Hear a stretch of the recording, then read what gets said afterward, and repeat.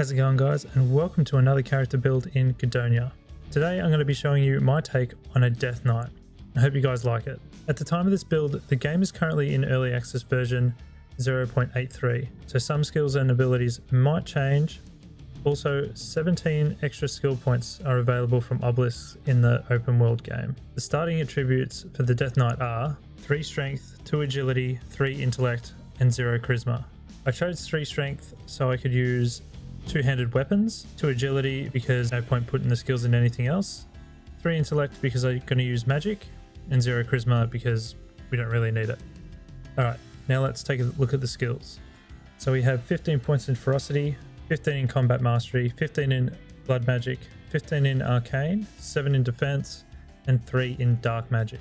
So let's have a look at ferocity.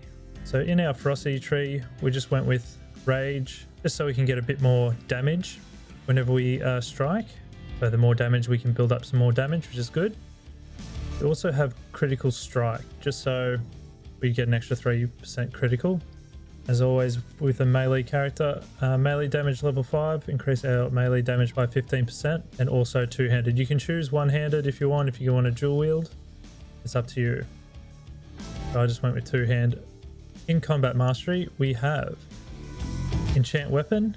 Now what this ability does, when you use a magic element such as fire, ice, lightning, or wind or something like that, you can enchant your weapon with it, so you can actually cleave attacks that deal 15% of the main weapon damage, and it will also scale with the magic, melee and magic bonuses.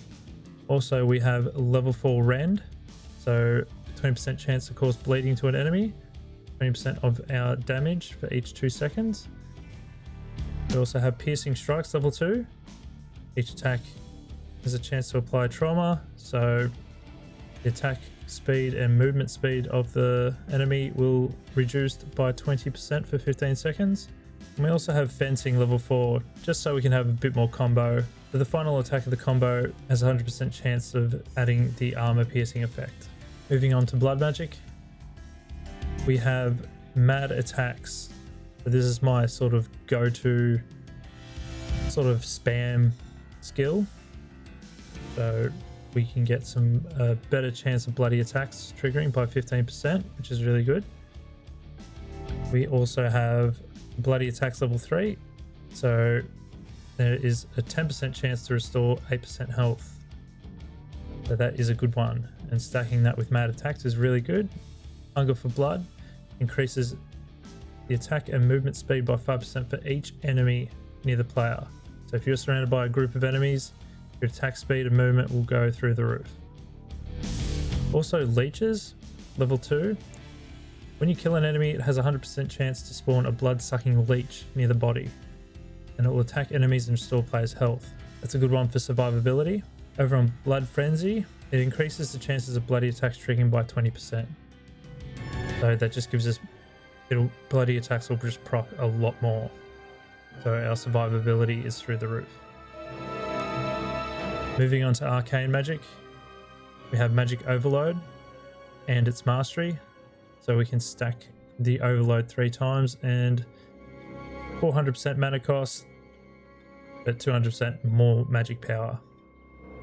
That's a pretty good trade-off for any spellcasters. It's pretty essential. We also have mana replenishment, so this increases passive mana regeneration by 300%. Another must-have for mages, or any magic user really. Moving on to defense, we have the mastery skill. So this just increases our total health by 30%. Nothing too special there.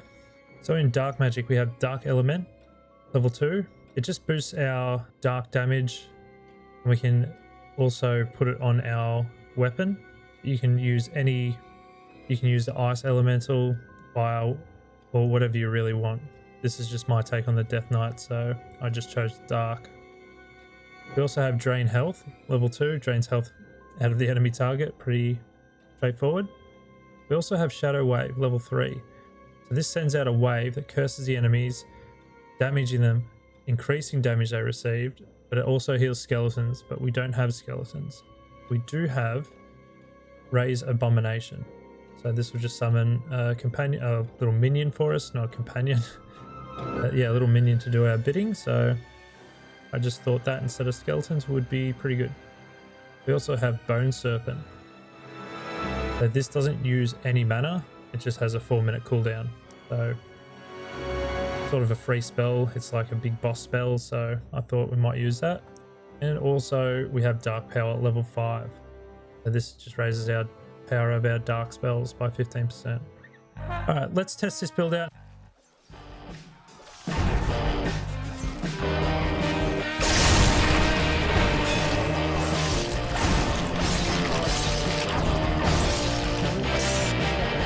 Go, my pretties.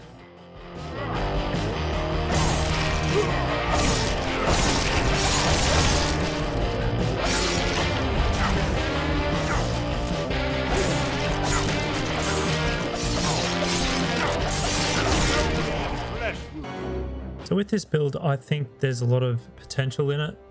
You can chop and change what element you want. There's enough survivability in this build that you can just sort of take on big groups. Don't have to be too defensive. You can be more offensive. The more enemies you defeat, the more leeches you can get, the more healthier you can get. So the survivability is really up there. And anyway, that's my thoughts on this build. I hope you guys like it. That's going to do it from me. I hope you enjoyed this Gudonia build. But yeah, I hope you guys can build on it and change it up how you guys like. All right, guys. I'll see you guys in the next one. Take care, guys.